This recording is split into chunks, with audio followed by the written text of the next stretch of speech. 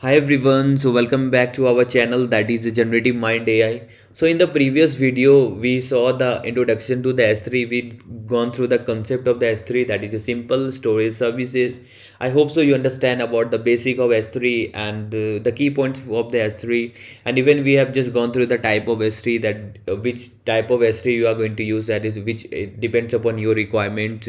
So whether you are going to use for the long term data, you want to keep for the long 10 years, 20 years, or you want to use for the every minute, every second. So which type of data you need to put out. Okay, so in this video we are going to start with the creating an S3 bucket. We are going to create an S3 bucket. We will just upload some 1 2 images, and then after how we can just delete that specific images, and then after how we can just delete that specific bucket. So for that, what we are just going to use, so I'm going to sign in, sorry, I'm going to just say the bucket. Okay, so you have to just write S3. You have to just click on the S3. Once you are able to click on S3, you will get a something like create a bucket. So create a bucket basically means that every object in S3 is stored in a bucket. So whenever you are storing any data, that is going to store in the form of object, which already we have discussed in the previous video. Okay, to upload files and folders to S3, you will need to create a bucket where the object will be stored. So this is what the definition of creating a bucket which the Amazon is going to be provide. So first of all, what you are just going to do, you are going to create a bucket, and then after you are going to give the bucket name. Just remember that we already saw this thing again in the previous video, that bucket name must be a unique. That is it acts like a DNS, like whenever you are just buying any domain for your website, that is unique around the whole global. So the same here, you are whichever the bucket name you are going to specify, that must be a global bucket. I'm just writing something like a generative bucket. Okay, anything I'm just writing for now, generative bucket, and this is going to be the AWS region. So this by default it is going to be the nearest region for me, so I'm just keeping AWS region as it is. And then after you are going to see ACL disable.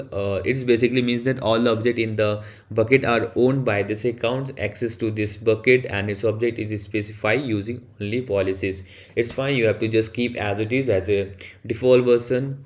The third thing is block all the public access. I don't need for now all the public access. And bucket versioning, again we have just seen this thing in the previous video, that how we can just use the bucket versioning things. Like if you want enable the versioning, suppose you are going to create one day bucket, that name is for the image classification model, and you want to store all the images of the cat and dog. Suppose you have two classes of the image of cat and dog, and suddenly there is more number of images has been added for the specific class. You are going to create again the new version, and then after you are going to join the previous version data and the whichever the new version data has been there. But suddenly you are saying that there is a drop in the accuracy whenever you are going to use the new version of data, so you want to switch back to the previous version. So this is how you can just go with the bucket versioning. If you need this thing, you can go enable. For now, for demo purpose, I want to just show you how we can just create the bucket, and then after how you are able to add the data in the bucket.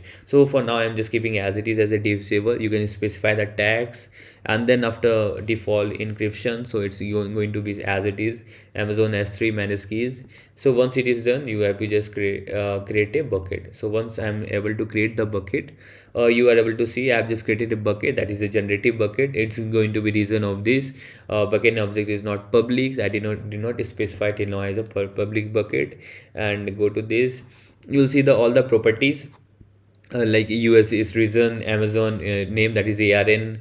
When we have just created this bucket, and multi-factor authentication. If you want to delete any bucket, you have to again go with the multi-factor authentication. You have to delete the empty the specific inside the bucket, and then after finally you can delete that bucket. Again we'll see how we are going to do this one. And default encryption, so I'm just keeping as it is. And create a configuration file, servers access login. So this all thing basically is going to see you how we are able to set up the bucket. You can go with the permission. So for now, block all public access. I don't want to keep this one as a public, I want to just keep as a private. So to whom which I'm just going to share, that they must have the access to this bucket by username and the password, or whatever the key credential we are going to provide. And then after we have bucket policy, you can even go and access control list. So this all the you are able to see how you can just provide the authentication if you are going to provide this specific URL, so how they can just access this thing. Okay, so this was the properties. And then after metrics, like how many total number of object you have in this, what the bucket size till now it has been. Still now we did not add anything, so it's fine for now. And management is basically you are able to see how you are managing this AWS S3 bucket. Clear? So I hope so you are able to really clearly understand how we are creating a bucket and what's the object properties permission. You don't have to go much details each and everything. So the most important thing I'm going to specify in this video, and there is access points, how you are going to access this specific bucket. So once we are able to see, you will get in thinking like how we can upload any data. If you I want to upload any data, suppose I'm just adding a single images. So what I'm just doing, I want to add any file, and I'm just adding from anything. So like I'm just writing something like I'm adding this one. Okay, let's see. So once we are able to see, it's the size is 143 kb, and then after finally I'm going to upload this one. So once I'm just uploading this one, it is going to upload within really less number of time, because it is the size of this image is really uh, low. And then after, whether the status is basically fail, no, this image has been successfully uploaded, and you are able to see the sizes and each and everything. So you are able to see that introduction to MLOps. This is the image file which I have just added just now, and this is the last modification, the size, the storage class, and you are able to see the storage class is standard. So I already said that we will use the default S3 bucket as a standard S3 bucket. So that is going to be a default S3 bucket. If you are going to change, you can go and easily change that one. So this is what we have just done till now. So we have just created the bucket, we have uploaded that images, any images. You can upload even the folder of n number of images.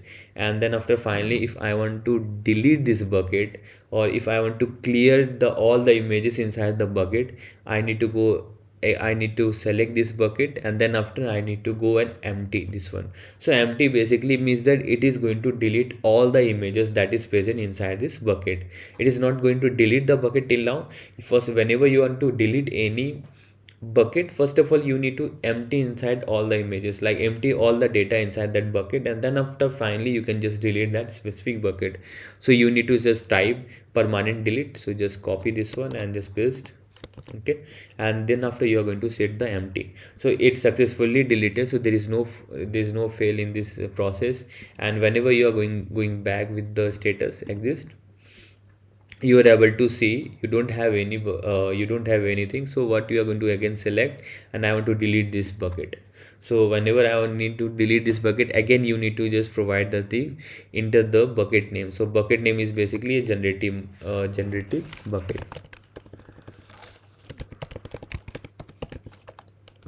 Okay, so just delete this one. So you have successfully create the you have successfully delete this bucket. So till now what I have just done, I have created the Amazon S3 bucket. I have uploaded some data. We have seen all the properties. We have seen that we are using a standard S3 type of bucket. And then finally how we are able to delete some bucket. So for deleting the bucket, first of all you need to empty the bucket, then finally you are able to delete that specific bucket. So there was no any major issue, it's going to be really easy. So still now we are using Amazon console to do this all the processing. So once we are able to create any S3 bucket, then finally we will just do some using the machine learning and deep learning in the upcoming videos. So for the main intention for this video is that how you can just create a bucket, and how you can just add a data, and how you can just delete that bucket. Okay, so that's all for this video. In the next video we'll start with something like EC2 machine, SageMaker, and upcoming in more interesting of the MLOps. Slowly we will just go more deeper towards the MLOps. So that's all for this video. I hope so you enjoy this video. Please like and subscribe my channel. Thank you.